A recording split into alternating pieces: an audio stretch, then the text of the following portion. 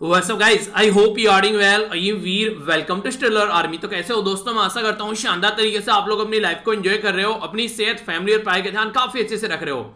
एक नए सप्ताह की शुरुआत करते हैं एक नए जोश के साथ में, और जोश इतना हाई होना चाहिए कि पूरे सप्ताह आप लोगों के अंदर एनर्जी बनी रहनी चाहिए. बड़ी ही प्यारी और बहुत शानदार बात बोली गई यार. यहाँ पर बोला गया कि समय के पास इतना समय नहीं है कि वो आपको दोबारा समय दे सके. जो इंसान आज की डेट में अपने टाइम को, अपने समय को ग्रांटेड ले रहे हैं कि कोई नहीं, ये महीना चला जाएगा, अगला महीना फिर आएगा, फिर वो चला जाएगा, फिर आएगा. अगर इस तरीके से जिंदगी आप लोगों की चल रही है तो बहुत जल्दी जो है आप लोग इस समय से पीछे छूटने वाले हो, और जिंदगी में एक शब्द लग जाएगा जिसको बोलते हैं काश, कि काश उस टाइम पर ये कर लिया होता. तो काश शब्द से अगर आप लोगों को बचना है तो आज की डेट में ही अपने समय को ढंग से यूटिलाइज करना स्टार्ट कर दीजिए. और समय को ढंग से यूटिलाइज करने का तरीका क्या है? जो भी आप लोगों को नेक्स्ट डे करना है, सोने से पहले आप लोग की जो टेबल है उसके ऊपर होना चाहिए कि हाँ, ये चीजें मुझे अपना कवर करनी है, वो कॉपी में नोट डाउन होना चाहिए, और उसी तरीके से अपने दिन को फॉलो करना स्टार्ट कीजिए. वरना मॉर्निंग में आप लोग उठोगे, आप लोगों को ये नहीं पता होगा क्या करना है, बस हाँ उठ गए, चले देखते हैं क्या करना है. आप लोगों का माइंड जो है वो प्रोसेसिंग में चलना स्टार्ट होगा, कुछ को आलस आएगा, फिर से सो जाएंगे. अगर कोई टारगेट ही नहीं है सुबह को उठने का तो जल्दी से आप लोग कैसे सुबह उठ पाएंगे? अगर कोई टारगेट ही नहीं है एक्सरसाइज करने का तो कैसे एक्सरसाइज कर पाएंगे? टारगेट होना चाहिए आप लोगों का कि हाँ, एक महीने के अंदर इतना वेट कम करना है. अगर कोई भी ऐसा टारगेट आप लोगों ने लाइफ में नहीं बना रखा है कि हाँ, मुझे इतने अपना डेली टेस्ट लगाने, इतने क्वेश्चन अटेम्प्ट करने हैं, मुझे एक आंसर राइटिंग कम से कम डेली करना है, तो फिर यार देखो, कोई आप लोगों का एक तरीके से होने कि जब आप लोग खुद ही सुधरने के मूड में नहीं है तो फिर कोई आप लोगों को नहीं सुधार सकता. तो टाइम है, सुधर जाओ, वरना टाइम जो है फिर ऐसा सुधारेगा कि फिर सुधरने लायक नहीं बचेगी दुनिया. तो इस तरीके से अपना थोड़ा सा ध्यान रखिए, जो भी चीजें कवर करनी है उनको अच्छे से कवर कीजिए, रिवीजन अच्छे से करते रहिए. एक छोटी सी वीडियो बनाई है कल, आई होप कि आप लोग इससे सीखेंगे और चीजों को ढंग से इंप्लीमेंट करेंगे कि करंट अफेयर के बैकलॉग को कैसे कवर करना है. लगभग 5 से 6 मिनट की वीडियो है, 2-3 तरीके बताएं जो भी आप लोगों को सुटेबल लगे. अगर आप लोगों को करंट अफेयर बच गया है तो इस वीडियो में देखकर आप लोग उसको कंप्लीट कर सकते हैं. ठीक है, तो देख लीजिएगा. कल लगभग 4 बजे करीब मैंने अपलोड की थी. बाकी अपना ध्यान रखिए अच्छे से यार, जिस तरीके से चीजें चल रही हैं थोड़ा सा अपना ध्यान रखिए, अपने परिवार का ध्यान रखिए. आगे बढ़ने से पहले आप लोगों के सामने यहाँ पर क्वेश्चन है, बहुत ही इंपॉर्टेंट क्वेश्चन है. यहाँ पर ये कई बार आप लोगों ने इसके बारे में सुना भी होगा कि एक पर्टिकुलर आर्टिकल के बारे में बात की जाती है कि जिसमें सुप्रीम कोर्ट को धांसू पावर दे रखी है, मतलब बहुत ज्यादा पावर है जिसमें वो कंप्लीट जस्टिस प्रोवाइड करा सकता है अगर यहां पर कोई भी ऐसा केस पहुंचता है तो कौन सा आर्टिकल है? आर्टिकल 142 है, आर्टिकल 143, 144 या फिर 145?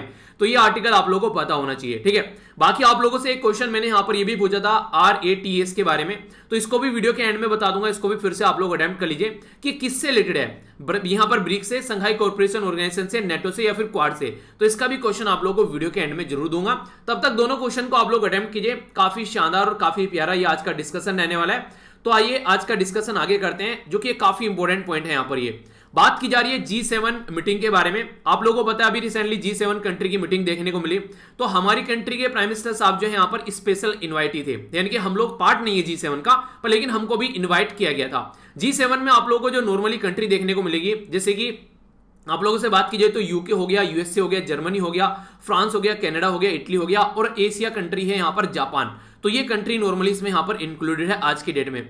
तो अभी यहां पर जब मोदी जी के द्वारा इस सेशन में पार्टिसिपेट किया गया तो कई सारी इंपॉर्टेंट बातें सामने निकल कर आई. सबसे पहले तो बोला गया जो एक तरीके से यानी जो ऑथोरिटाइजेशन, एक तरीके से ऑथोरिटेरिज्म देखने को मिलता है, यानी कि एक तरीके से नहीं तानाशाही देखने को मिलती है. जैसे कि आज की डेट में आप लोग देख सकते हैं कई सारी ऐसी कंट्री है जो इस तरीके कंडीशन में रहती है. चाइना भी उनमें से एक है, तो उसके ऊपर भी यहाँ पर कट ऑफ किए गए कि हाँ, इस तरीके की चीजों को टैकल किया जा सके कि आसपास वाले एरिया में ऐसी हरकतें यहाँ पर चाइना के द्वारा की जाती है. इसके बारे में भी बात करूंगा. एक और छोटा सा आर्टिकल यहाँ पर इसके बारे में बात करेंगे. पहले यहाँ पर मोदी जी देख लेते हैं क्या क्या इनके द्वारा बातें की गई. यहाँ पर G7 के द्वारा यहाँ पर एक तो 1 बिलियन के करीब जो वैक्सीन है, वो वैक्सीन डोज जो है वो बेसिकली डिस्ट्रीब्यूट करने की बात की गई है यहाँ पर, ताकि वो लोग जिनके पास में रिसोर्सेज नहीं है उनको दवाइयां मिल सके. ठीक है, दूसरा जो सबसे इंपॉर्टेंट मुद्दा इनका यहाँ पर रहा वो है ग्लोबल मिनिमम कॉर्पोरेट टैक्स के बारे में. तो ये मुद्दा काफी इंपॉर्टेंट रहा है, यहाँ पर इसके बारे में बात की जा रही है. इसी के साथ में यहां पर कोविड-19 का ओरिजिन क्या है इसके बारे में बात की जा रही है, कहां से निकल कर आया. और नेक्स्ट यहां पर बात की जा रही है बुल्ट, ये basically back and better world. ठीक है, ये चाइना को टैकल करने की ये रणनीति है. तो प्राइम मिनिस्टर मोदी साहब के द्वारा यहां पर कुछ और एडिशन इसमें किया गया, जैसे कि यहां पर एक तरीके से, जैसे हम लोगों ने अभी कुछ दिनों पहले बात की थी कि पेटेंट वेव करने की, यानी कि एक तरीके से पेटेंट वेवर की बात की थी कि जो भी कोविड-19 की दवाइयां बनाई जा रही है उनके ऊपर जो पेटेंट लगता है, एक तरीके से जो महंगी हो जाती है, रॉयल्टी जाती है, वो सारी चीजें हटा दी जाए इन दवाइयों पे से. तो साउथ अफ्रीका और इंडिया के द्वारा ये मुहिम जो थी वो आगे निकालकर लाई गई थी। तो अभी उसी मुहिम को G7 के सामने भी यहां पर हमारी कंट्री के प्राइम मिनिस्टर साहब के द्वारा रखा गया कि कोविड-19 की जो दवाई है उसके ऊपर से अगर आप लोग पेटेंट हटा दें तो बहुत ही अच्छा रहेगा। तो उसी के बारे में यहां पर बात की जा रही है। तो G7 कंट्री जो है यहां पर मैक्सिमम अगर फोकस इनका आपकी डेट में आप लोगों को देखने को मिलेगा तो ये टैकल करने की कोशिश कर रही है चाइना को। इसी में एक एडिटोरियल है जो मैं आप लोगों को चलिए इसी के साथ में बता देता हूं, फिर चीजें कई सारी और भी जानने को मिलेगी आप लोगों को।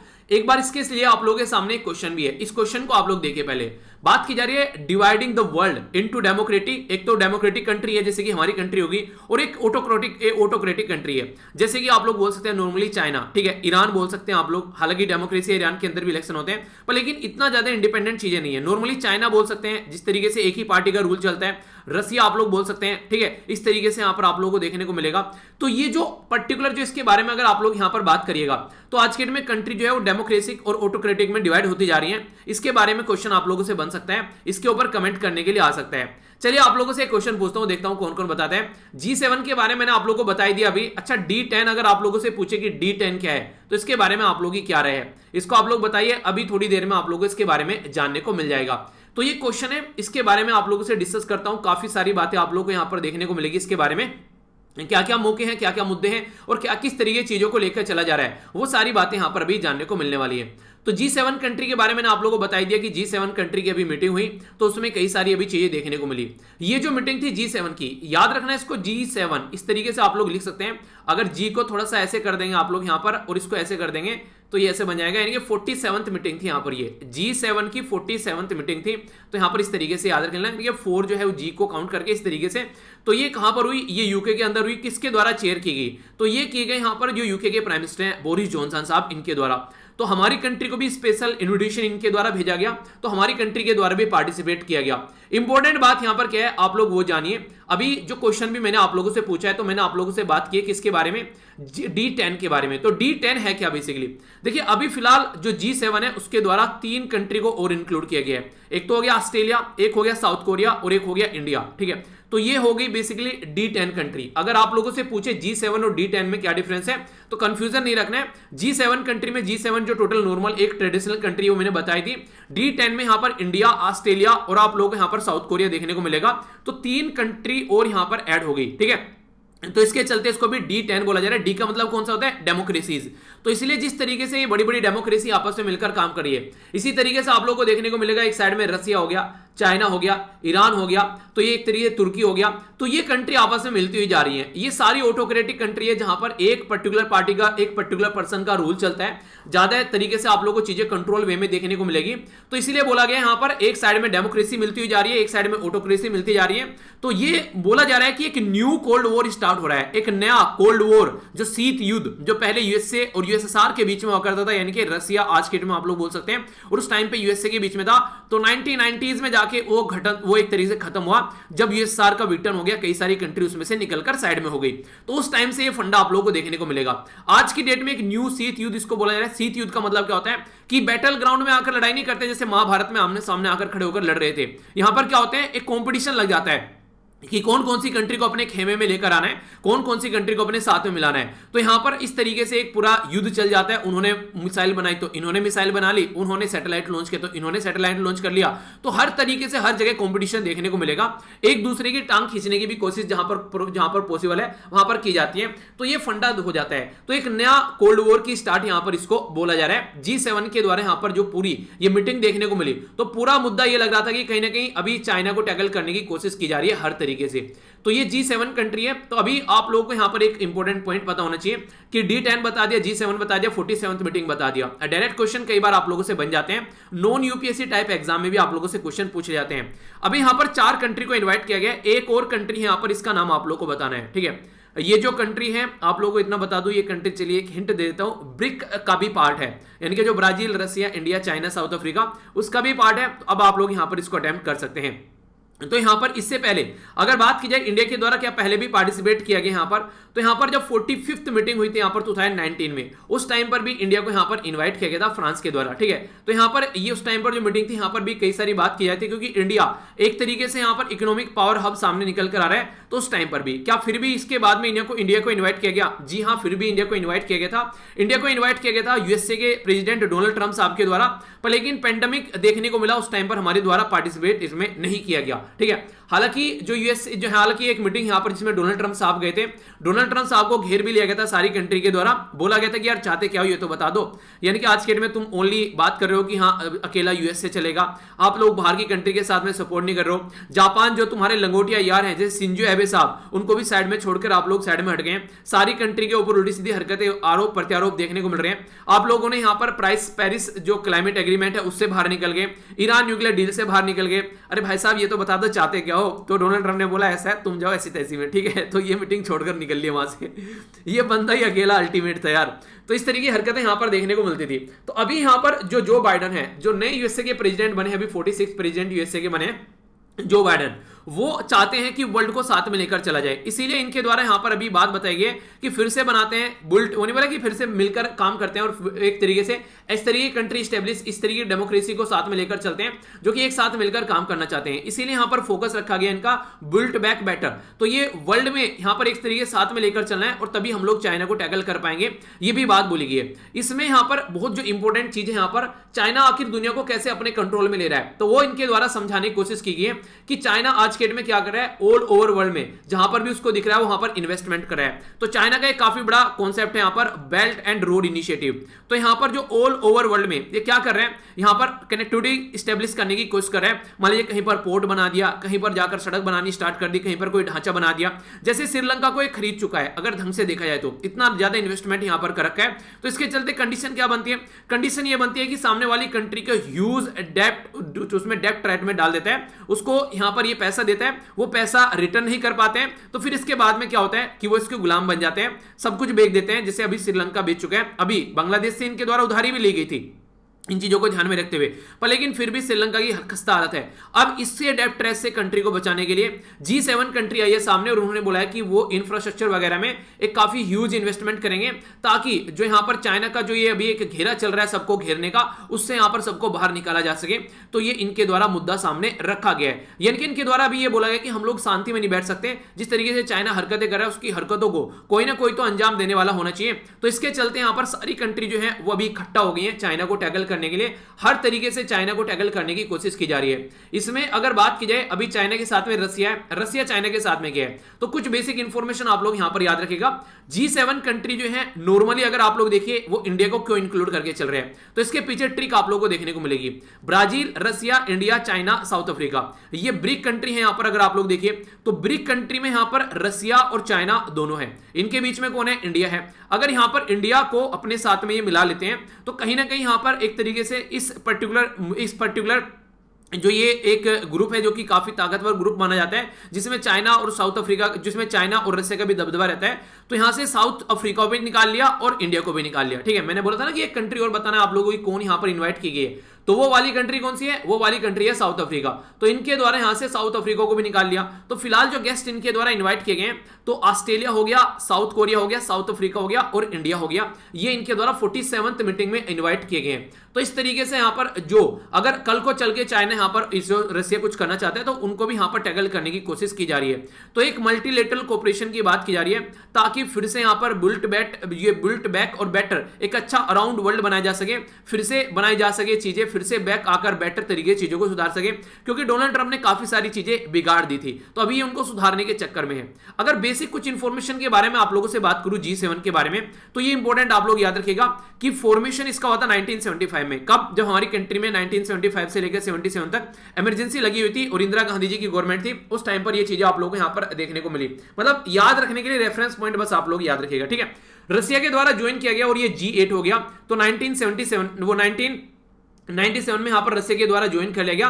तो ये G8 हो गया। इसके बाद में फिर रसिया के द्वारा जो हरकतें की गई क्रीमिया के मुद्दे को लेकर, तो यहां पर ये यूक्रेन जो था, यहां पर यूक्रेन से क्रीमिया इसके द्वारा हथिया लिया गया, तो यहां पर क्या रह गया, फिर ये G7 रह गया 2014 में, यानी कि 1997 में जो ज्वाइन किया गया था, फिर से 2014 में यहां पर वो कंडीशन जो है वो खत्म हो गई। ये सिचुएशन आप लोगों को देखने को मिलेगी। तो कंडीशन जो है वो अप टू द मार्क यहां पर नहीं रही। तो आज की डेट में एक और ग्रुप बनाया गया यहां पर, क्वाड ग्रुप, यहां पर इंडिया को मिलाकर, इसी के साथ में जो है जापान को मिलाकर, ऑस्ट्रेलिया को मिलाकर, ठीक है, और यूएसए को मिलाकर। तो ये जो क्वाड ग्रुप यहां पर बनाया गया है, ये भी चाइना बोलता है कि ये एशिया का नेटो है, नॉर्थ अटलांटिक ट्रीटी ऑर्गेनाइजेशन। जैसे नेटो जो है एक तरीके की एक पुलिसिंग ऑर्गेनाइजेशन है, अगर कोई भी इसके मेंबर के खिलाफ कुछ भी हरकतें करते हैं तो पूरा नेटो साथ में आता है। तो इसीलिए बोला गया यहां पर चाइना को टैकल करने के लिए नेटो यहां पर सामने निकल कर आ रहा है। तो चाइना इनके ऊपर आरोप भी लगा रहा है बार बार कि ये हरकतें क्या कर रहे हैं। तो ये कुछ भी अगर आप लोगों से यहां पर पूछ रहे D7 क्या है या फिर G7 क्या है, या फिर आप लोगों से यहां पर बेल्ट एंड रोड इनिशिएटिव के बारे में पूछ ले, ये बुल्ट बैक बेटर किसके द्वारा यहां पर बताई गई है, अभी G7 की मीटिंग कहां पर हुई है, कौन कौन सी कंट्री है G7 के अंदर में, या फिर इंडिया के द्वारा कौन सी मीटिंग में इन्वाइट किया गया, कब बना था, किसके द्वारा क्या चीजें हैं। तो कोई भी क्वेश्चन अब आप लोगों से बने, मुझे नहीं लगता कि अब आप लोगों के माइंड में कोई कंफ्यूजन होना चाहिए। आप लोगों के माइंड में बिल्कुल क्लैरिटी अब आप लोगों के माइंड में इसको लेकर होनी चाहिए, ठीक है। और जो क्वेश्चन मैंने आप लोगों से पूछा है, देखिए कई सारे बच्चे काफी अच्छे से क्वेश्चन अटेम्प्ट कर रहे हैं, तो अगर टेलीग्राम पर भी आप लोग जाकर एक दूसरे का आंसर एनालाइज करना स्टार्ट करेंगे, या फिर फेसबुक पर आप लोग इसको पोस्ट कर सकते हैं, तो आप लोगों को अपनी गलतियां भी समझ में आनी स्टार्ट हो जाएगी। अपना क्वेश्चन पढ़िए और एक दो बच्चे का दूसरे क्वेश्चन पढ़ लीजिए, तो आप लोग एक दूसरे के साथ मिलकर अच्छे से उसका आंसर दे पाएंगे, और शानदार तरीके से बच्चे यहाँ पर सेलेक्ट भी हो रहे हैं और एक दूसरे के साथ में इस तरीके से अच्छे से पार्टिसिपेट भी कर रहे हैं। तो ऐसा नहीं है कि अगर आप लोग थोड़ा सा फोकस देंगे तो सारी चीजें आप लोग कंट्रोल कर पाएंगे, पर थोड़ी सी मेहनत करनी है आप लोगों को, ठीक है। देखिए नॉर्मली अगर बात की जाए, अगर आप लोग अपनी गलती अपने आप पकड़ना सीख गए ना, तो किसी की जरूरत नहीं पड़ेगी।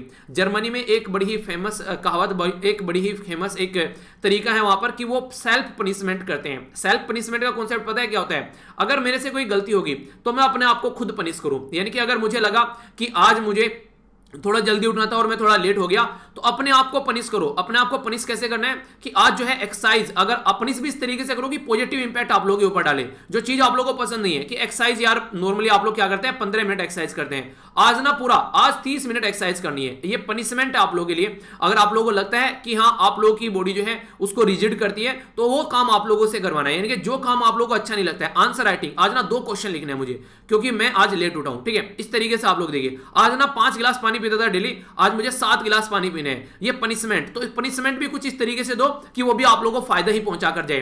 तो सेल्फ पनिशमेंट, सेल्फ एनालिसिस, ये सारी चीजें आप लोगों ने जिंदगी का पार्ट बना लिया। इस दुनिया में आप लोगों को ना मेरी जरूरत पड़ेगी ना किसी और की जरूरत पड़ेगी, अपने आप को अपने आप ही आप लोग ठीक करने लगेंगे, अपने आप को अपने आप ही आप लोग मोटिवेट करने लगेंगे। पर ये चीजें सीखनी पड़ेगी, अपने आप को एक पैटर्न में लाना पड़ेगा। आसान नहीं है पर लेकिन आसान भी है। आसान उनके लिए है जो एक बार ठान लेता है, उनके लिए आसान नहीं है जो अपना ढुलमुल रवैया रखता है कि छोड़ो यार जो चल रहा है चलने दो। तो उसमें से आप लोगों को थोड़ा सा चीजें को चेंज करना पड़ेगा, ठीक है।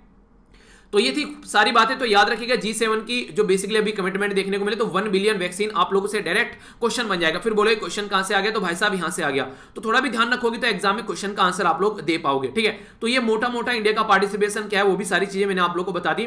अभी एक और इंपॉर्टेंट पॉइंट छोटा सा यहाँ पर देखिए, रेगुलर न्यूज़पेपर सुनने का क्या फायदा होता है, ये तो होता है। अब कॉन्फ्रेंस ऑफ पार्टी 26 के बारे में कितनी बार बता चुका हूं, ये भी कहां पर होने वाली है, ग्लासगो में, यूके के अंदर होने वाली है, ठीक है। तो इसके चलते कितनी बार जिक्र किया जा चुका है। तो इसमें बेसिकली ये कोशिश की जा रही है कि फंडिंग कैसे लेकर आने क्लाइमेट चेंज के मुद्दे को लेकर अच्छे से, तो उसको भी यहां पर इंप्लीमेंट करने की बात की जा रही है। क्योंकि अभी ऑल ओवर वर्ल्ड में क्लाइमेट चेंज के मुद्दे की वजह से बहुत सारे इश्यू देखने को मिल रहे हैं, तो उसकी फंडिंग के बारे में बात की जाती है। तो ये भी बेसिक इंफॉर्मेशन होगी, तो याद रखिएगा। तो एडिटोरियल भी आप लोगों का एक कवर हो गया और इसी के साथ में एक क्वेश्चन भी आप लोगों को हो गया आंसर राइटिंग का, जो आप लोगों को जरूर लिखना है, ठीक है। टेलीग्राम पर भी लिख सकते हैं, फेसबुक पर भी, दोनों के लिंक वीडियो के नीचे आप लोगों को मिल जाएंगे। सारे लिंक वीडियो के नीचे रहते हैं और बार बार आप लोग पूछते रहते हैं सर लिंक कहां पर है। सारे लिंक वीडियो के नीचे ऑलरेडी दे रखे हैं, उनको जाकर एक बार देखो तो सही, डिस्क्रिप्शन बॉक्स में सारी चीजें रहती है, ठीक है।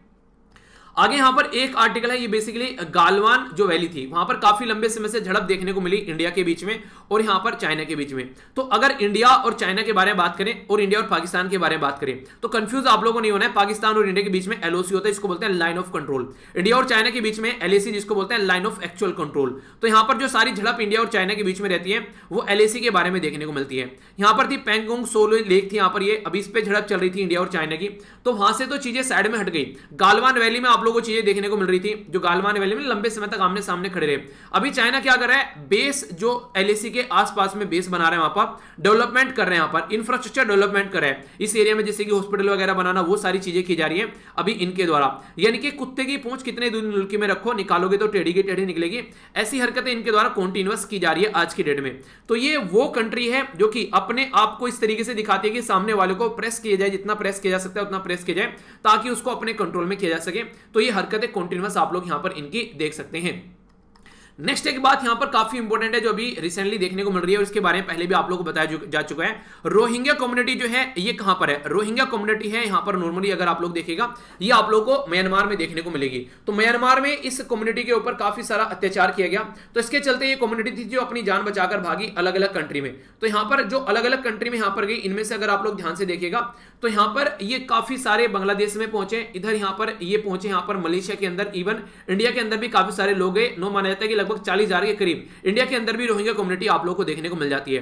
म्यांमार के अंदर एक पर्टिकुलर लोकेशन है जो मैप बेस्ड क्वेश्चन आप लोगों से बन सकता है, इसको बोलते हैं रखाइन स्टेट, रखाइन प्रोविंस भी बोलते हैं। हमारी कंट्री में पूछे कितनी प्रोविंस है, तो 28 प्रोविंस है। यानी कि कुछ ऐसी कंट्री है जैसे चाइना हो गया, कनाडा हो गया, यहां पर स्टेट को प्रोविंस बोला जाता है, हमारी कंट्री में स्टेट बोला जाता है, तो कंफ्यूज मत होना। तो रखाइन स्टेट या फिर रखाइन प्रोविंस म्यांमार की है, जहां पर कम्युनिटी के ऊपर काफी अत्याचार हुए, तो ये अपनी जान बचाकर यहां से भागे, और आज की डेट में ये आप लोगों को देखने को मिलेंगे ऑल ओवर वर्ल्ड में, इधर उधर है। तो हमारी कंट्री में अभी जब यहां पर बोला गया कि कहीं पर आग लगी, जैसे कि यहां पर दिल्ली के अंदर में, तो यहां पर जो संडे के टाइम पर यहां पर, तो अब यहां पर ये रोहिंग्या कम्युनिटी के जो बच्चे हैं, ये यहां से कुछ जिस तरीके से नहीं, जैसे लोहा बच गया उसको उठा रहे हैं अपनी जिंदगी रोजी रोटी चलाने के लिए, तो वो सारी चीजें आप लोगों को यहां पर देखने को मिलेगी। यानी कहने का मतलब यहां पर यह है कि आज की डेट में रोहिंग्या कम्युनिटी के जो बच्चे हैं वो जैसे तैसे अपनी जिंदगी का गुजर बसर कर रहे हैं, अपनी जिंदगी को आगे लेकर चल रहे हैं। तो ये ऐसी सिचुएशन यहां पर नजर आ रही है सामने। तो इसी के चलते यहां पर म्यांमार पर प्रेशर बनाना चाहिए, जहां पर आज के डेट में मिलिट्री रूल कर रही है, तो वहां पर आज के डेट में काफी बुरी कंडीशन आप लोग को देखने को मिलेगी। म्यांमार के बारे में अगर बात की जाए तो एक छोटा सा आर्टिकल आप लोगों को देखने को मिलेगा।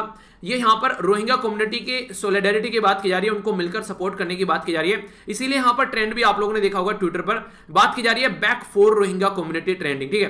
तो यानी कि एक तरीके से आप लोग क्या करना है यहां पर, एक तरीके से उनको जैसे एक तरीके से रोहिंग्या कम्युनिटी के ऊपर जो अत्याचार चल रहा है उसको रोकना है यहां पर, ठीक है। तो यहां पर ये इस तरीके का ट्रेंड भी यहां पर ये ट्रेंड किया गया, ताकि यहां पर जो आर्मी है जो रूल कर रही है उसको टैकल किया जा सके, ठीक है। और G7 कंट्री के द्वारा भी क्या बात की गई एक और यहां पर, कि क्लाइमेट को लेकर भी इनके द्वारा बूस्ट करना है फाइनेंस। क्योंकि अभी फिलहाल बात करें तो फाइनेंस के मामले में जब बात की गई थी कि 100 बिलियन इनके द्वारा इकट्ठे करने हैं, ठीक है, ताकि जो पुअर कंट्री है, गरीब कंट्री है, उनकी हेल्प की जा सके। जैसे कि मान लीजिए इंडिया के अंदर इनको आकर इंफ्रास्ट्रक्चर डेवलपमेंट करना है, सोलर एनर्जी वगैरह को इनको आकर इंप्लीमेंट करना है, तो उसके चलते यहां पर फोकस किया जा रहा है, ताकि चाइना के बहकावे में ना आए और अलग से अपना सही तरीके से काम कर सके। तो इसके ऊपर भी मुद्दा किया जा रहा है। और यहां पर क्यों बात की जा रही है G7 मीटिंग में, क्योंकि मैंने बताया ना कि कॉन्फ्रेंस ऑफ जो पार्टी 26 होने वाली है, COP 26, तो वो होने वाली है यूके के अंदर, और अभी G7 जो मीटिंग हो रही है वो भी यूके के अंदर हो रही है। तो इसलिए क्वेश्चन आप लोगों से बन सकता है, ठीक है, क्योंकि दोनों यहीं पर ही आप लोगों को देखने को मिल रही है। तो इसलिए आप लोगों को कंफ्यूज नहीं होना है, क्वेश्चन बन जाए तो सारी चीजें आप लोगों के माइंड में क्लियर होनी चाहिए, ठीक है। अभी यहां पर एक छोटी सी ये न्यूज है जिसमें मुझे भी क्लियरिटी नहीं थी उस टाइम पर, मैंने भी आप लोगों को ये जो इन्फॉर्मेशन थी वो गलत डिलीवर की थी, हालांकि कई सारे बच्चों के द्वारा बताया भी गया था। यहां पर क्या होता, मुझे इस न्यूज के बारे में इन्फॉर्मेशन नहीं थी। ये था पारस सिंह, एक यूट्यूबर थे, ठीक है। मुझे लगा कि यहां पर नॉर्थ ईस्ट कम्युनिटी के लिए सपोर्ट प्रोवाइड मांग रहे हैं कि नॉर्थ ईस्ट कम्युनिटी के लिए एनसीईआरटी बुक्स वगैरह के अंदर चैप्टर होना चाहिए, तो उसके लिए यहां पर सपोर्ट प्रोवाइड की जा रही थी। तो मुझे लगा इसने वो कैंपेन चलाया, पर लेकिन इसने क्या किया था, नेगेटिव कमेंट किया था। तो यहां पर नेगेटिव कमेंट किया था यहां पर इसके द्वारा, तो इसके चलते इसको गिरफ्तार भी कर लिया गया था। तो अभी फिलहाल अरुणाचल प्रदेश से छूटकर आया, तो अब यहां पर चीजें सुधर रही हैं। देखिए यार, आज के टाइम में ना कोई यूट्यूबर है, कोई या कोई इंस्टाग्राम पे बहुत सारे जिसके फॉलोवर हैं, फेसबुक पर बहुत सारे फॉलोवर हैं, तो आप लोगों के पास में एक पावर आ गई है कि हाँ बहुत सारे लोग आपको फॉलो कर रहे हैं। तो एक बिहेव कैसे करना है वो भी यहां पर सीखना पड़ेगा, क्योंकि बहुत सारे लोग आपके बिहेवियर से इंपैक्टेड होते हैं, ठीक है। तो अगर कोई ऐसी हरकतें की जाती है किसी ऐसे इन्फ्लुएंसर के द्वारा, तो वो गलत है, क्योंकि ऑलरेडी उनको इतने सारे लोग फॉलोवर कर रहे हैं। अब वो एक इंडिविजुअल पर्सनैलिटी नहीं रह गए। इंडिविजुअल पर्सनैलिटी वो अपने प्राइवेट स्पेस में है, अगर पब्लिक में वो कुछ भी कर रहे हैं तो उसका ह्यूज इंपैक्ट जनता के ऊपर पड़ने वाला है। तो इसलिए सोच समझकर चीजें यहां पर होनी चाहिए। ये अलग बात है कि अपनी इंडिपेंडेंट लाइफ है, पर लेकिन इंडिपेंडेंट लाइफ को गलत तरीके से प्रेजेंट न किया जाए, ताकि लोगों के ऊपर उसका गलत इंपैक्ट पड़े। क्योंकि वो नहीं है कि आप लोगों ने काफी पहले मैंने एक इंटरव्यू सुना था शाहरुख खान जी का, तो उसमें उनके द्वारा बोला गया कि ऐसे भी फैन आप लोगों को देखने को मिलेंगे कि मेरे घर पर एक पर्टिकुलर बंदा घुसाया, तो जो पर्टिकुलर बंदा मेरे घर पर घुसकर आया, तो सिक्योरिटी गार्ड ने उसको पकड़ लिया। वो क्या कर रहा था, वो स्विमिंग पूल में तैर रहा था, तो तैर रहा था, ऐसे तैर के गया, फिर वापस गया, तो सिक्योरिटी गार्ड ने उसको पकड़ लिया। तो सिक्योरिटी गार्ड ने जैसे उसको पकड़ा तो बोला कि हाँ क्या कर रहे हो, बोला कि मैं कुछ नहीं कर रहा हूं भाई साहब, मैं बस नहाने आया था। तो उसने बोला कि बड़ा अजीब आदमी है यार। उनको लगा पहले चोरी वोरी करना है, कि नहीं चोरी वोरी कुछ नहीं, बस मैं नहाने आया था इस स्विमिंग पूल में जिसमें शाहरुख खान आता है, मैं देखना चाहता था शाहरुख खान कैसे पानी में नहाता है। ठीक है, तो यहां पर सिक्योरिटी गार्ड ने बोला कि शाहरुख खान को बुलाओ, कि एक इतना बड़ा फैन आया कि ऐसा ऐसा। तो शाहरुख खान ने बोला कि बड़ा अजीब फैन है, चलो यार मिल लेते हैं। तो शाहरुख खान से जैसे वो मिलने आने लगा, तो उसने बोला ऐसा है, ज्यादा फैमिली और मत हो मेरे साथ में, मैं शाहरुख खान से मिलने नहीं आया यहाँ पे, मैं तो बस नहाने आया था उसके स्विमिंग पूल में। ऐसी ऐसी भी हरकतें आप लोगों को देखने को मिलती हैं। तो कहने का मतलब यहां पर यह है, मोटे मोटे तौर पर अगर देखा जाए तो अगर फॉलोवर होते हैं, कई बार आप लोगों को देखने को मिलेंगे वो दिल और जान से प्यार करते हैं, और इस तरीके से वो कई बार तो ऐसा होता है कि आप लोगों ने देखा होगा कि एक तरीके से नहीं, कई सारे ऐसे भी हैं कि जैसे किसी के नाम का टैटू गुदवा लिया अपने जैसे हाथ के ऊपर। ठीक है, ऐसे भी आप लोगों को देखने को मिलेंगे। तो ये इस पर्टिकुलर इंसान को फॉलो करते हैं तो उसके नाम का टैटू गुदवा लिया, तो इस तरीके से आप लोग देखते हैं। तो एक हमारी कंट्री काफी लवी डबी टाइप की कंट्री है यार। हमारी कंट्री में लोगों को अगर आप लोग प्यार से मांगो तो जान भी दे देंगे, और अगर आप लोग उनको इरिटेट करोगे, गुस्सा करोगे, तो फिर वो आप लोगों को टिकनी नहीं देंगे। तो इस तरीके से हमारी कंट्री में अगर प्यार जो है जिस तरीके से कूट कूट कर भरा है, तो उसका हम लोग को उस तरीके से चीजों का एनालाइज करना चाहिए कि अपनी जो पावर मिली है, जो यहां पर जो फॉलोवर है, उनको इस तरीके से ट्रीट किया जाए कि वो एक फैमिली का पार्ट है, और अपने परिवार में आप लोग किसी को भी कुछ गलत तरीके से गाइड नहीं करना चाहेंगे। आप लोग उनको इस तरीके से लेकर चलना है जिस तरीके से वो एक तरीके से लाइफ का पार्ट बन चुके हैं। उनको इस तरीके से गाइड कीजिए कि उनकी लाइफ भी प्रोडक्टिव रहे और अपनी कंट्री भी आगे बढ़ती रहे। तो ये तरीका होना चाहिए। अगर इस तरीके की एक्टिविटी की जाएगी कि यहां पर भड़काया जा रहा है, वो सारी चीजें वो नहीं होनी चाहिए। ठीक है, और बाकी आप लोग भी जैसे कि फॉलो किसी को करते हैं तो थोड़ा सा एनालिटिकल माइंड रखिए कि इंसान सही बोल रहा है फिर गलत बोल रहा है। आप लोग खुद भी अपना एनालिटिकल माइंड यूज कीजिए। उन्हें कहते किसी को एक तरीके से ब्लाइंड फॉलो नहीं करना चाहिए।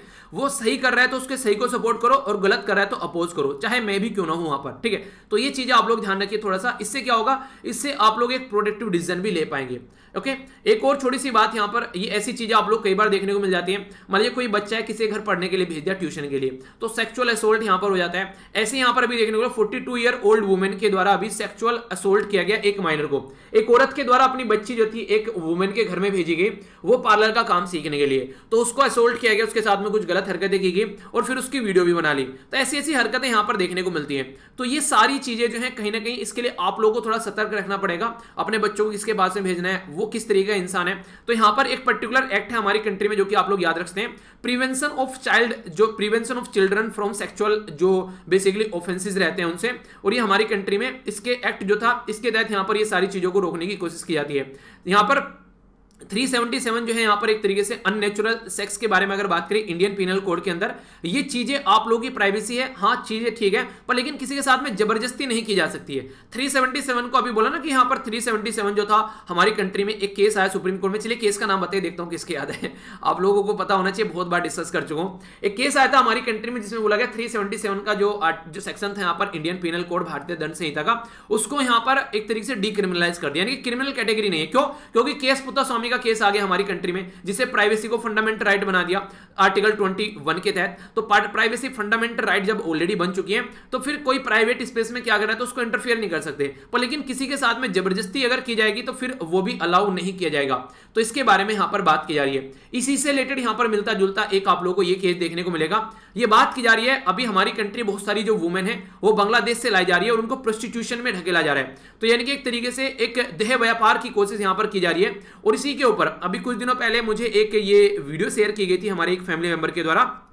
शेयर तो इनके द्वारा अप्रैल में की गई थी, पर लेकिन अभी मुझे टाइम मिला इसको देखने का, तो ये वीडियो मैंने देखी। ठीक है, यह है लक्ष्मी जो पूरी ये मूवी यहां पर दिखाई गई है, ये आप लोगों को अंदर से दहलाकर रख देगी। एक बच्ची रहती है जिसका बाप उसको बेच देता है, क्योंकि वो दारू का एक तरीके से काफी शौकीन होता है, तो अपनी बेटी को बेच देता है। और ये बच्ची जो है जितनी इस मूवी के अंदर इसका सेक्सुअल असोल्ट होता है कितनी गलत तरीके से, फिर इसको एक पर्टिकुलर एक जहां पर प्रोस्टिट्यूट रहती है वहां पर एक तरीके से इसको जहां पर देह व्यापार किया जाता है वहां पर छोड़ दिया जाता है। और इसके साथ में जो गलत चीजें होती हैं यार, देखकर ना इंसान का ऐसा मन करेगा आप लोगों का इसको देखकर कि जा करना इंसान को मतलब खड़ा करके वो नहीं कहते कि गर्दन उखाड़ दे इंसान की, ऐसी सिचुएशन आप लोगों को देखने को मिलेगी। तो ये ट्रू रियलिटी दिखाई जाती है, जिस तरीके से एक सोसाइटी में चीजें देखने को मिलती है ना। पर फिर भी इस लड़की ने हिम्मत नहीं हारी। तो इस लड़की का अगर आप लोग ये मूवी देखोगे तो इस लड़की का क्रेज आप लोग देखेगा कि इस लड़की ने एक ऐसी जगह से निकल कर आकर भी एक ऐसे मुद्दे को ले जाकर इतना सामने उठा दिया जिसको लोगों को आंखें खोलकर रख दी। तो यहां पर एक अपनी एक तरीके से इंसान की वो कोशिश नहीं छोड़नी चाहिए, चाहे कुछ भी कैसे भी कंडीशन में आप लोग क्यों ना फंस जाएं, पर आप लोगों की कोशिश नहीं रुकनी चाहिए। तो वही चीजें यहां पर दिखाने की कोशिश की गई है। तो अभी फिलहाल कई सारी ऐसी चीजें निकलकर सामने आ रही हैं, तो जिसके बारे में आप लोग आइडिया रखेगा। देखिए आज के डेट में क्या होता है, जैसे कि बच्चों को किडनैप कर लिया, कहीं भीख मंगवा रहे हैं, कहीं उनसे ये हरकतें की जा रही है। तो ये चीजें आप लोगों को पता होनी चाहिए। इसके बारे में कुछ लिखने के लिए भी आई, इंटरव्यू भी आई, और कल को चलकर आप लोग अगर किसी एरिया में एडमिनिस्ट्रेटिव ऑफिसर बन रहे हैं और यहां पर बोल दिया जाए कि आप लोगों के एरिया में प्रोस्टिट्यूशन का जो रैकेट है इस तरीके से काफी लार्ज स्केल पर चल रहा है, तो कैसे उसको आप लोग कंट्रोल करोगे। तो एथिक्स के अंदर केस स्टडी भी आप लोगों से पूछी जा सकती है। तो ये सारी चीजें अगर वुमेन इंपावरमेंट के बारे में कुछ लिखने के लिए आता है तो वहां पर आप लोग इसको ऐसे में आप लोग लिख सकते हैं, वहां पर भी आप लोग इसको यूज कर सकते हैं। आंसर राइटिंग में भी कुछ लिखने के लिए आता है, वहां पर यूज कर सकते हैं। तो ये सारे इंपॉर्टेंट पॉइंट होते हैं। सोसाइटी में चल क्या रहा है वही तो आप लोग को देखना है, उसी के बारे में तो आंखें खुली रखनी है। तो ये कुछ बातें हैं, ठीक है। बाकी यहां पर जो ये न्यूज थी, अभी जो न्यूज निकल कर आई, इंडियन एयरफोर्स के अंदर एक अमित कुमार नाम का बंदा था जिसकी हाइट थी 178। तो इंडियन एयरफोर्स के अंदर इसका सिलेक्शन हुआ, पर लेकिन ओवरवेट था थोड़ा सा ये। इसका जो वेट होना चाहिए था वो 63 केजी होना चाहिए था इसकी हाइट के हिसाब से, पर लेकिन 60 जो इसका जो वेट था वो 6.3 केजी ज्यादा था, यानी कि जितना वेट होना चाहिए था 63 से, तो 69.3 था इनका वेट, ठीक है 69.3। तो इसकी वजह से इनको निकाल दिया गया, ये कोर्ट में पहुंचे। तो यहां पर इनकी जो बेसिकली प्ली थी वो रिजेक्ट कर दी गई कोर्ट के द्वारा, क्योंकि देखिए यार क्राइटेरिया होते हैं सारे, यहां पर जो भी क्राइटेरिया है, चाहे आप लोग किसी भी उसमें फोर्स में क्यों ना जाए, आप लोग ये क्राइटेरिया आप लोग को वहां पर देखने को मिलेंगे। अगर आईपीएस भी आप लोग बनना चाहते हैं तो वहां पर भी हाइट का क्राइटेरिया आप लोगों के सामने आ जाएगा, ठीक है। फ्लैट फुट वगैरह क्राइटेरिया, आप लोग घुटने नहीं मिलने चाहिए, वो वाले क्राइटेरिया देखने को मिल जाते हैं। तो ये कई सारी चीजें सामने निकल कर आती है। फिजिकल रिक्वायरमेंट होती है यार इन पोस्ट की, दौड़ना पड़ता है, पता नहीं क्या किस तरीके की कंडीशन बन जाए, तो उसके हिसाब से ले जाता है। ये किसी के साथ में ऐसा नहीं है कि भेदभाव किया जा रहा है, ठीक है। तो ये चीजें आप लोग यहां पर देख सकते हैं। आगे अगर बात की जाए तो दिल्ली जो है वो ओपन हो रही है, तो इसके बारे में बात की जा रही है। नेक्स्ट अगर बात की जाए, ये एक इंपॉर्टेंट पॉइंट है जो काफी लार्ज स्केल पर न्यूज में है, बात की जा रही है रोजवुड के बारे में। ये जो लकड़ी है काफी इलीगल व्यापार किया जा रहा है। आप लोग बोलेगे यार ऐसा क्या हो गया इलीगल व्यापार करे इस लकड़ी का, दुनिया भर के जंगल में खड़ी रहती है। इसका जो भाव है मार्केट में सुनकर आप लोग की आंखें खुल जाएंगी। ये जो इसकी बात करें अगर 1 मीटर चौड़ा, 1 मीटर ऐसे लंबा और 1 मीटर ऊंचा, अगर लकड़ी का एक लट्ठा आप लोग लेकर आते हैं ऐसे, ठीक है, ये लकड़ी का लट्ठा पर आप लोग इसको जिसको बोलेंगे 1 क्यूबिक मीटर, इसको अगर लेकर आते हैं तो इसकी कीमत जो है वो 7 लाख रुपए है। तो यहां से आप लोग अंदाजा लगा सकते हैं कि इसका इलीगल व्यापार क्यों किया जा रहा है। तो काफी लार्ज स्केल पर ये जो पेड़ हैं ये काटे जा रहे हैं। तो इसके चलते सीबीआई को इंक्वायरी करने की भी बात की गई थी, क्योंकि आज की डेट में लोग जो हैं, देखिए आप लोगों ने तो ये भी सुना होगा कि जो गटर होता था उसके ऊपर ना लोहे के ढक्कन लगाए जाते थे। अब लोहे के ढक्कन हटा के वहां पर उसके ऊपर सीमेंटेड ढक्कन लगाने स्टार्ट कर दिए, क्योंकि लोग क्या कर रहे थे, वो लोहे का ढक्कन उतार कर बेच दे रहे थे ले जाकर। तो ये ऐसी एक्टिविटी भी देखने को मिलती थी। जो स्ट्रीट लाइट लगाई जाती है सड़कों पर, वो पहले थोड़ी नीचे लगाई गई थी, लोगों ने उतार कर कुछ बेच दी, कुछ अपने घर ले गए, इसलिए उसको बहुत ऊपर लगा दिया गया है ताकि वो उतर न सके। ऐसी हरकतें आप लोग को देखने को मिलेगी। तो ये सोसाइटी में जो एक अभद्र व्यवहार करने वाले जो लोग रहते हैं और कई सारे जिनकी आवश्यकताएं पूर्ति नहीं होती है वो हरकतें करते हैं, तो उसके चलते कई सारी बातें रहती हैं, ठीक है। तो इसको थोड़ा समझिएगा। आप लोग अगर मान लीजिए किसी एरिया में अगर आप लोग डिस्ट्रिक्ट मजिस्ट्रेट ऑफिसर हैं और वहां पर ऐसे छोटे छोटे इक्के दुक्के कोई दिखने को मिलती है, तो आप लोग क्या स्टेप उठाओगे। तो ये सारी चीजें रुकनी चाहिए। आज के में छोटा हरकत कर रहा है, कल को चल के बड़ी हरकत करेगा। तो ये बातें हैं, ठीक है। आगे अगर बात करें, यहां पर डिसीजन की बात की जा रही है क्लास 12 के बारे में। क्लास 12 के मार्क्स कैसे आने, क्योंकि एग्जाम तो आनी। तो अभी यहां पर सीबीएसई के द्वारा बोला गया कि 10th और 11th का जो फाइनल स्कोर था उसके एनालिसिस के बेस पर क्लास 12 के जो है रिजल्ट डिक्लेयर किए जाएंगे, और फिर उसी के बेस पर आगे चलकर आप लोग एडमिशन ले सकते हैं जिस भी स्ट्रीम में आप लोग चाहते हैं। इंजीनियरिंग करनी है, बीए करनी है, बीएससी करनी है, या फिर कुछ और करना है, तो यहां से आप लोग आगे चल सकते हैं, ठीक है। तो ये बातें हैं यहां पर। नेक्स्ट अगर बात की जाए तो मेघालय के अंदर भी रेस्क्यू किया गया नेवी के द्वारा। यहां पर ये बेसिकली ईस्ट जयंता हिल, तो अगर आप लोगों से पूछे ईस्ट जयंता हिल कहां पर है, तो कोल माइनिंग तो ये मेघालय के अंदर आप लोगों को देखने को मिलेगी। जयंता हिल है ना, ये सारी ये मेघालय के अंदर है, west Jaintia, east Jaintia. Question बन जाते हैं आप लोगों से कि जो कई बार पूछ ले जाते हैं। एक केस काफी लंबे समय से यहां पर चल रहा है, ये है सुशांत सिंह राजपूत का। ये पर्टिकुलर पर्सन की सुसाइड थी या फिर डेथ थी। ये केस अब तक इसकी कोई भी चार्जशीट फाइल नहीं की गई है। रीजन क्या है आप लोग खुद समझ सकते हैं। एक तो नेपोटिज्म का मुद्दा चल रहा है। यहां पर नेपोटिज्म का मुद्दा क्या है कि यहां पर पर्टिकुलर एक कम्युनिटी होती है उसको आगे रखने की कोशिश की जाती है। यानी कि फिल्म स्टार के बच्चे जो हैं वही आगे आएंगे। फिल्म जो है किड्स जो फैमिली है, जो फिल्म स्टार, चाहे भले ही जो फिल्म स्टार होते हैं उनमें चाहे भले ही आप लोगों को देखने को मिले कोई टैलेंट नहीं है, पर हाँ उनको मूवीज मिलती रहेगी।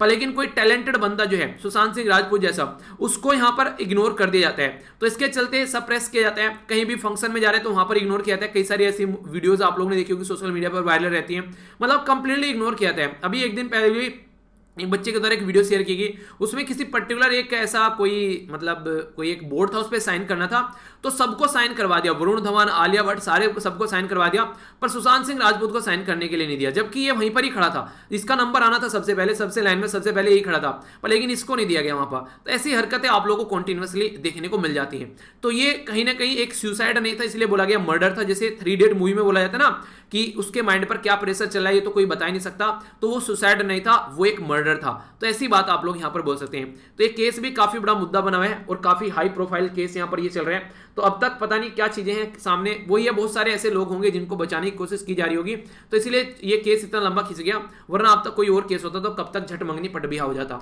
अभी जम्मू एंड कश्मीर में यहां पर हमारी कंट्री में आप लोगों को बताएं फिलहाल यहां पर यूनियन टेरिटरी बनी हुई है और यहां पर गुपकर अलायंस भी यहां पर देखने को मिला था, जिसके चलते वो कहते हैं कि फिर से इसको स्टेट बनाओ, फिर से आर्टिकल 370 लेकर आओ, फिर से सारी चीजें स्टेब्लिश करो जैसे पहले के जैसे थी। तो जम्मू एंड कश्मीर के जो एलजी हैं मनोज सिन्हा, तो यहां पर ये भी पावर में, तो अभी मंदिर का इनोग्रेशन यहां पर किया जा रहा है, तो उसी के चलते यहां पर ये न्यूज में है। तो ये एलजी हैं, आप लोगों के लिए क्वेश्चन है, पहले लेफ्टिनेंट गवर्नर एलजी कौन थे जम्मू एंड कश्मीर के, ये आप लोग को बताना है। आगे बात करें, अभी यहां पर आप लोगों को बताइए उत्तर प्रदेश के अंदर अगर आप लोग यूपी से आते हैं तो सतर्क हो जाइए, बहुत सारी भर्ती आने वाली है, क्योंकि अभी नेक्स्ट ईयर यहां पर इलेक्शन होने वाले हैं 2022 में। तो पूरी तैयारी उसकी चलनी स्टार्ट हो गई है। हर एक पॉलिटिकल पार्टी अपने सामदाम दंड लगाकर आगे बढ़ रही है। अभी अजीत सिंह के जो बेटे हैं जयंत चौधरी, क्योंकि अजीत सिंह तो हमारे बीच में नहीं रहे, तो अभी यहां पर जयंत चौधरी जो है वो यहां पर बोल रहे हैं कि बीजेपी के द्वारा जो भी फार्मरों के साथ में किया गया वो सही नहीं है। तो यहां पर अभी 2022 के इलेक्शन के बारे में बात की जा रही है। तो अभी इक्वेशन जो है काफी चेंज होगी स्टेट के अंदर भी और सेंटर के अंदर भी, क्योंकि 80 जो अगर बात करें लोकसभा की सीट है अकेले यूपी से आती है। तो जिधर यूपी बैठ गया तो करवट लेकर उधर ही जीत हो जाएगी, ऐसा आप लोग बोल सकते हैं। हमारी कंट्री में टोटल पॉपुलेशन का ओनली 3.5% पॉपुलेशन को फुल्ली वैक्सीनेट किया गया है। इसलिए आप लोग देख सकते हैं जो अभी कंडीशन है वो खराब चल रही है, तो थोड़ा सा ध्यान रखिएगा अपना कि सिचुएशन जो है वो अभी अप टू द मार्क नहीं हुई है। ठीक है, नेक्स्ट यहां पर बात करें, ये भी एक इंटरेस्टिंग यहां पर न्यूज आप लोग बोल सकते हैं। आप लोगों ने नॉर्मली अगर बात करें कॉफी किस किस को पसंद है, उन्हें चाय कॉफी वाली कॉफी, ठीक है, कई सारे बंदे ऐसे हैं जिनको चाय पीना पसंद है, कई सारे ऐसे हैं जिनको कॉफी पीना पसंद है। तो अभी हमारी कंट्री में जो अंडमान निकोबार वाला एरिया है वहां पर आप लोगों को देखने को मिलेगा ये है पायरोस्टीरिया लालाजी। तो ये पर्टिकुलर कॉफी की जो एक प्रजाति यहां पर देखने को मिली है। ठीक है, छोटी सी इंफॉर्मेशन है, ऐसे क्वेश्चन यूपीएससी में पूछ ले जाते हैं, कई बार ये फोकस रहते हैं। इजराइल में बेंजामिन नेतन्याहू को हटाने का पूरा जुगाड़ बना लिया है, उनका टाइम पीरियड खत्म होने वाला है। अभी यहां पर नए जो प्राइम मिनिस्टर आने वाले हैं यहां पर, इनका नाम है यहां पर नफत अली। ठीक है, तो ये बेसिकली नफत अली जो आने वाले हैं यहां पर, अभी कोalition की गवर्नमेंट आएगी और कई सारी पॉलिटिकल पार्टी यहां पर सामने आ रही है मिलकर। ठीक है, तो लगभग 12 साल जो नेतन्याहू ने रूल किया है, अब उसको हटाने के लिए यहां पर ये सारे इकट्ठा हो गए। पर लेकिन ये क्या टिक पाएंगे, क्योंकि कोalition की गवर्नमेंट आप लोगों ने देखी मनमोहन सिंह जी के टाइम पर भी, और भी कई सारी पॉलिटिकल पार्टी थी।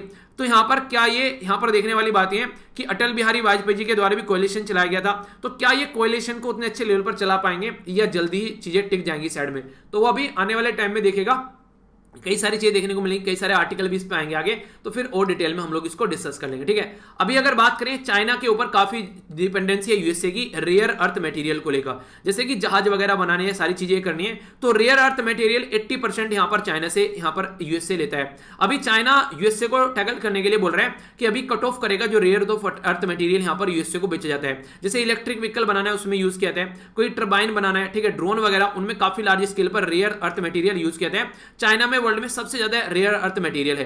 तो अभी यहां पर ये बोल रहे हैं कि इसको कट करेगा यहां पर यूएसए को और यूरोप को भी। ठीक है, तो इसके चलते देखते हैं कि क्या कंडीशन बनती है, क्योंकि ये टैकल करने की कोशिश करें तो चाइना भी हथकंडे ढूंढ रहा है कैसे टैकल करना है। ठीक है, बाकी यहां पर एक पर्टिकुलर ऑपरेशन याद रखिएगा इसको, ये ब्लू ओरिजिन करके, इसमें बोला गया कि अगर कोई जाता है जेफ विजोय के साथ में, जो कि अमेजन के फाउंडर हैं, तो 28 मिलियन की ट्रिप है यहां पर, अगर आप लोग चाहते हैं, यानी कि अगर चाहते हैं घूम के आना तो इनके साथ घूमकर आ सकते हैं।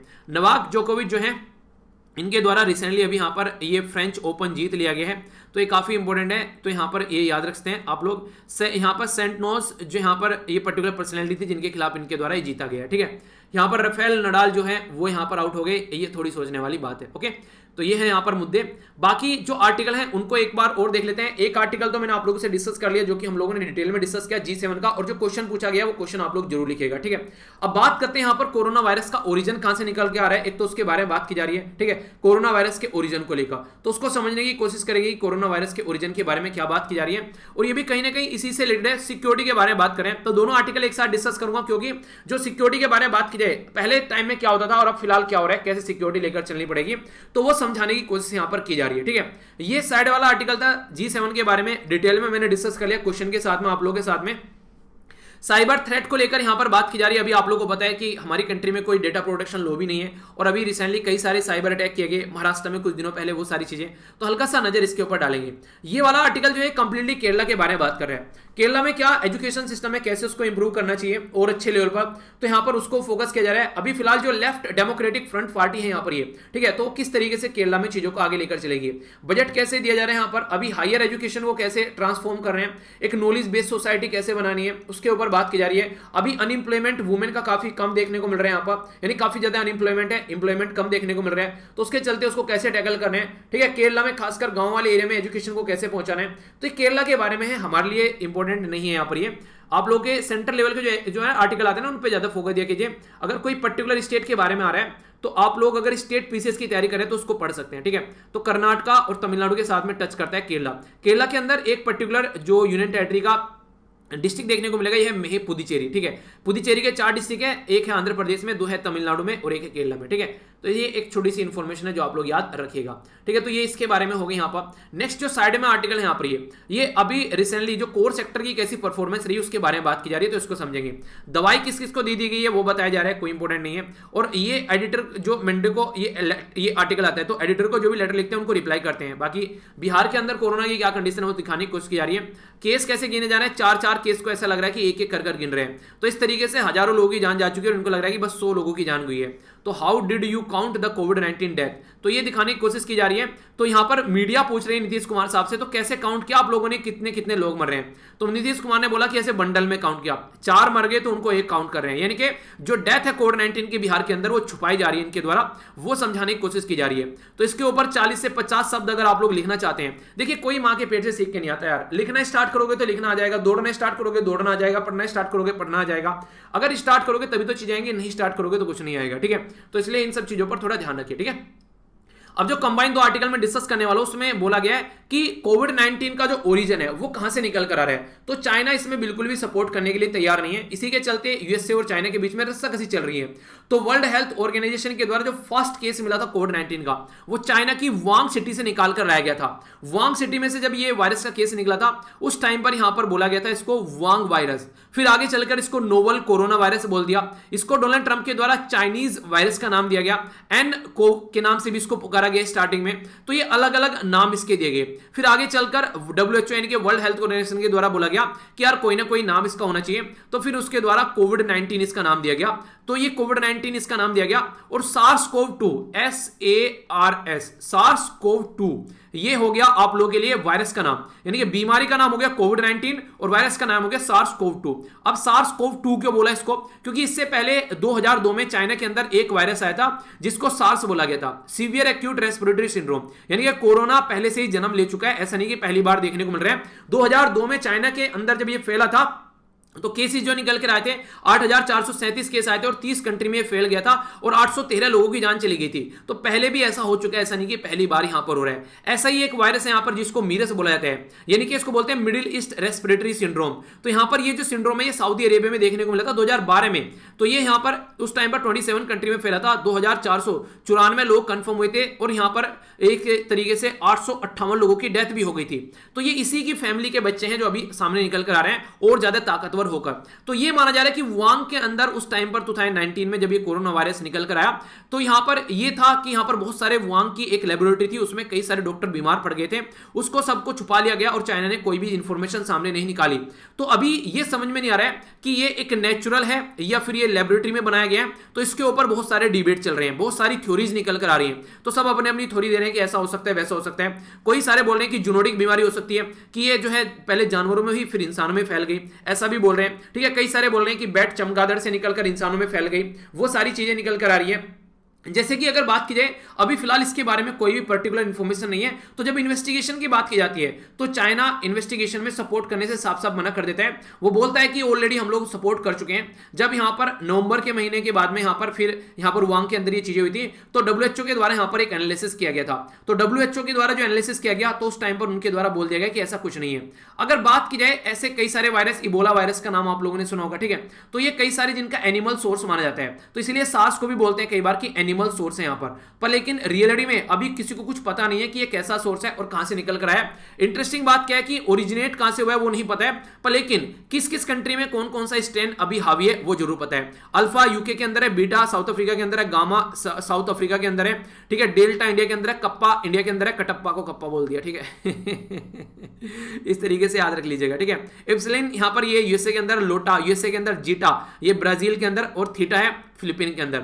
तो ये नाम मैच करने के लिए अगर एग्जाम में आप लोगों से पूछ लिया है तो ये मत बोलना कि कहां से क्वेश्चन आ गया, ठीक है, कंफ्यूज मत होना है, डायरेक्ट क्वेश्चन आप लोगों से बन सकता है। ओके, अब यहां पर जो नेक्स्ट वो जो न्यूज है वो यहां पर बायो सिक्योर फ्यूचर के बारे में बात कर रहे हैं। आप लोगों ने देखा हमारी कंट्री में जो बॉर्डर एरिया में आर्मी जो होती है वो सिक्योर करती है, नेवल एरिया में जाएंगे यानी कि पानी वाले एरिया में नेवी है, कोस्ट गार्ड है, एयर एरिया में जाएंगे तो एयरफोर्स है। चलिए समझ में आ गया कि हाँ हम लोगों ने सिक्योरिटी के लिए चीजें लगा रखी है। पर लेकिन जैसे कि कोरोना वायरस अभी निकल कर आया, कल को चलकर अगर कोई ऐसा माहौल बनता है तो आप लोग कैसे अपने बॉर्डर को सिक्योर कर पाओगे।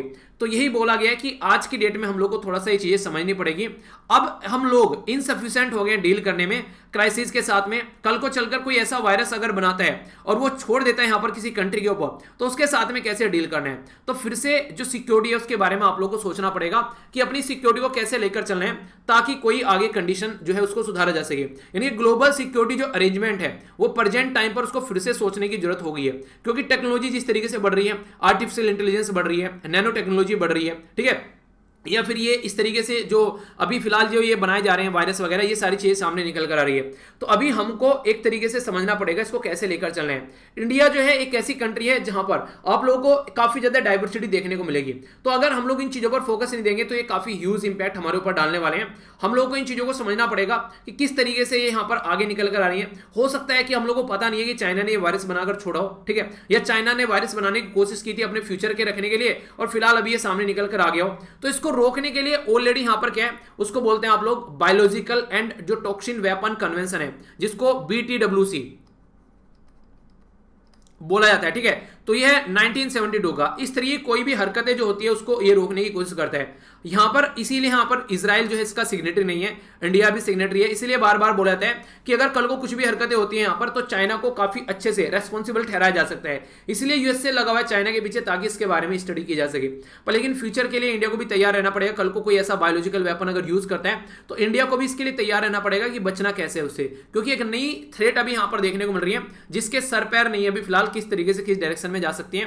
अभी फिलहाल जो हमारी जैसे कि सिक्योरिटी एजेंसी है, ठीक है, जो ये इस तरीके की एजेंसी को हम लोग को सतर्क रहना पड़ेगा, इस तरीके की चीजों पर फोकस देना पड़ेगा ताकि कल को अगर खुफिया जो विभाग है वो पता लगा सके अगर कुछ भी गलत होता है। तो फैमिली मैन सीरीज देखी ना आप लोगों ने, तो वो वाली चीजों पर ज्यादा फोकस देना पड़ेगा अगर रियलिटी में आप लोग सोल्यूशन चीजों का निकालना चाहते हैं तो, वरना सोल्यूशन नहीं निकलेगा, ठीक है। तो यानी कि एक ऑल्टरनेटिव तरीके से आप लोग चीजों को समझिएगा। ओके, एक क्वेश्चन है आप लोगों के सामने, इसका भी आंसर आप लोगों को दीजिए। अभी जो आर्टिकल नेक्स्ट डिस्कस करने वाला हूं उसमें इसके बारे में आप लोगों से बात करूंगा। अगर बात करें इंडेक्स ऑफ 8 कोर इंडस्ट्रीज, तो कौन कौन सा इसके अंदर आता है? क्रूड ऑयल आता है, सीमेंट आता है, आयरन आता है, कोयल आता है या ऑटोमोबाइल आता है? तो आप लोगों को बताना है। ए में बोला गया 2 and 5, बी में बोला गया 1, 3 and 4, सी में बोला गया 2, 3 and 5 और डी में बोला गया 1, 2 and 4। तो सही आंसर क्या है इसका? A, B, C, F, D, ये आप लोग को बताना है। सही आंसर क्या है इसका बताइए, फिर मैं आप लोग को आंसर दूंगा। आंसर क्या दूंगा आर्टिकल पढ़ते पढ़ते आप लोग खुद ही समझ जाएंगे। पहले समझ लेते हैं आखिर न्यूज में किस लिए है। अभी अनसर्टेनिटी बनी हुई है ऑल ओवर वर्ल्ड में, ये कंडीशन ये है कि पता नहीं है कि इकोनॉमी कैसी हालत बनी हुई है, खस्ता हालत में इकोनॉमी, ठीक है। तो इसके चलते अभी हमारी कंट्री में department for promotion of industry जो इंटरनल ट्रेड के द्वारा इंडेक्स ऑफ कोर 8 इंडस्ट्री, जो यहाँ पर 8 कोर इंडस्ट्री उसके बारे में बताया अप्रैल के महीने का। तो देखिए यार ये तो बढ़ता घटता रहता है, उसमें आप लोगों को फोकस देने की कोई जरूरत नहीं है। ये अभी आप लोगों को ये जल्दी जल्दी बता दिए जाते हैं, मंथली आप लोगों को कई बार देखने को मिल जाते हैं, आप लोगों को ये कई बार देखने को मिलेगी, क्वार्टरली चीजें देखने को मिलेगी।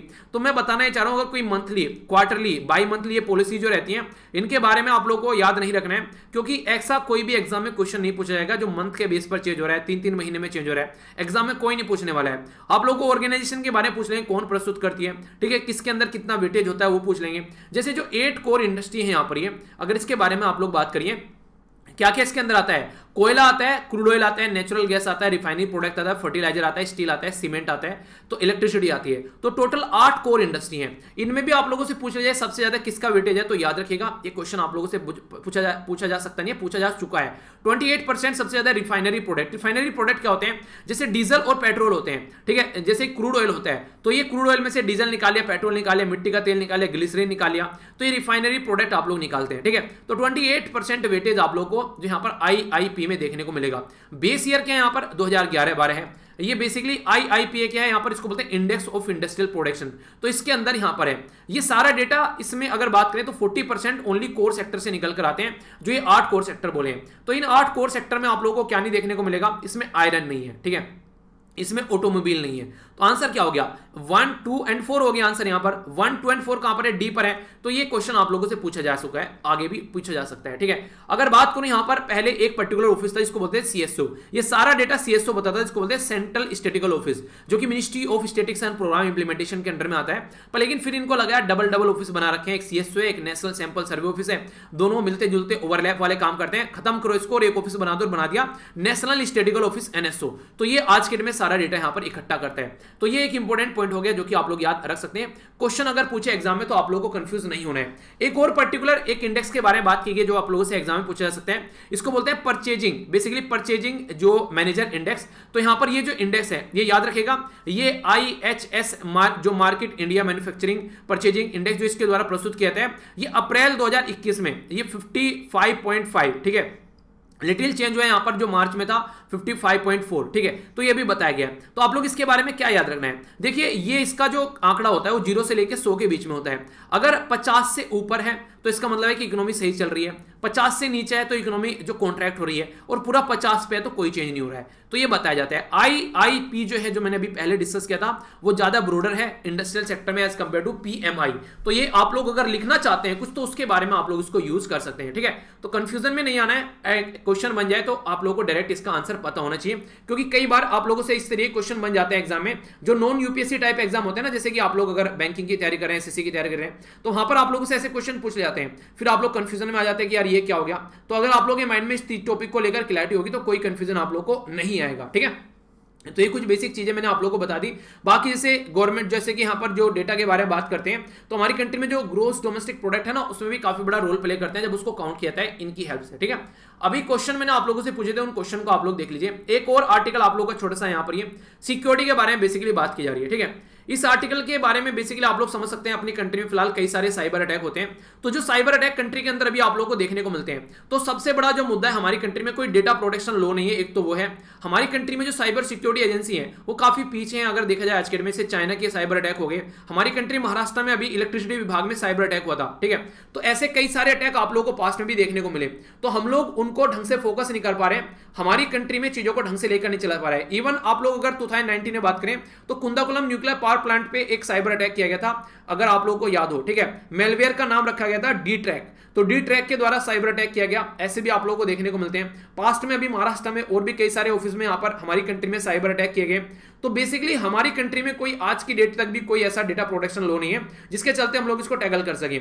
और साइबर अटैक जो एक नया वेपन बन चुका है आज के डेट में, एक तरीके से ग्राउंड पर न लड़कर इंटरनेट पर वॉर कर दो, सिस्टम को हैक कर लो। आज के डेट में फाइनेंशियल सिस्टम सब कुछ ऑनलाइन है, सोचिए अगर उसको हैक कर ले जाए तो जरा सी देर में सारी चीजें जो है वो साइड में हो जाएंगी। तो उसके लिए प्रोटेक्ट आप लोगों को एक तरीके से उसको लेकर चलना पड़ेगा। हेल्थ केयर सेक्टर में आप लोग बात करिए तो हम लोग काफी कुछ आज के डेट में ऑनलाइन चल रहे हैं। प्रेक्टो ऐप का नाम सुना है ना, सब कुछ ऑनलाइन सारी चीजें चल रही हैं, तो ये सारी चीजें अंडरस्टैंड करनी पड़ेगी, ठीक है। तो उसको कैसे टैकल करके चलना है, ये सारी चीजें हम लोग को पता होना चाहिए। फिलहाल सिक्योरिटी के पॉइंट ऑफ से हम लोग को तैयार रहना पड़ेगा, क्योंकि चाइना इसमें काफी आगे निकल चुका है, और हमारा पड़ोसी देश जब इतना बदतमीज है तो हम लोग को इसके ऊपर फोकस देना ही देना पड़ेगा, ठीक है। तो सिक्योरिटी के पॉइंट ऑफ से काफी इंपॉर्टेंट ये हो जाता है। ओके, यहां पर आर्टिकल है 142, याद रखिएगा ये इसका आंसर है 142, जो आप लोगों से क्वेश्चन पूछा जा सकता है। काफी पावरफुल ये आर्टिकल है जो सुप्रीम कोर्ट को पावर देता है हमारी कंट्री में। अगर कल को चलकर एक सही डिसीजन यहां पर देना है तो सुप्रीम कोर्ट इसके थ्रू यहां पर पावर रहता है, ठीक है। तो इसके बारे में याद रखिएगा। बाकी जो आर्टिकल है 143 तो आप लोगों को पता ही है, प्रेसिडेंट और सुप्रीम कोर्ट के बीच में प्यार होता है, जैसे 143 आई लव यू बोलते हैं, ठीक है। तो power of president to consult supreme court, ये याद रखिएगा। सिविल और जुडिशियल अथॉरिटी जो है यहां पर वो एक तरीके से to act in aid of supreme court, ठीक है। तो ये इससे रिलेटेड है यहां पर। ये 145 जो है यहां पर ये रूल ऑफ कोर्ट के बारे में बात करते हैं। तो बेसिकली दो इंपॉर्टेंट है काफी ज्यादा, ये याद रखिएगा, ठीक है। आगे अगर बात करते हैं यहां पर, तो ये मैंने आप लोगों से क्वेश्चन पूछा था, इसका आंसर क्या है यहां पर, ये भी आप लोगों के लिए काफी इंपॉर्टेंट है। इसका आंसर है यहां पर बी, जिसको बोलते हैं यहां पर क्या, संघाई कॉर्पोरेशन ऑर्गेनाइजेशन। तो जो रेड्स है इसको बोलते हैं regional anti terrorist structure. Interesting बात क्या है यहाँ पर, इंडिया और पाकिस्तान दोनों पार्ट है यहाँ पर ये, ठीक है। तो पाकिस्तान जो कि हेवन माना जाता है यहाँ पर टेररिज्म का, वो भी यहाँ पर पार्ट है। तो इसके चलते काफी ज्यादा न्यूज में आ गया था, तो बी इसका आंसर हो गया, ठीक है। तो ये था आज का डिस्कशन, कैसा लगा जरूर बताएगा, और जो वीडियो बनाई है रिवीजन कैसे करना है वो जरूर देखिएगा, और बाकी पीडीएफ सारी यहां से मिल जाती है, जाकर डाउनलोड कर लेना। नेक्स्ट लेक्चर में मिलता हूं, बड़ों को नमस्ते, छोटों को प्यार, छोटी सी लाइफ एंजॉय करा, तब तक के लिए जय हिंद। और हाँ, कैसा लगा लेक्चर रेट जरूर कीजिएगा, पसंद नहीं आया तो डिसलाइक करके जाइएगा। ओके।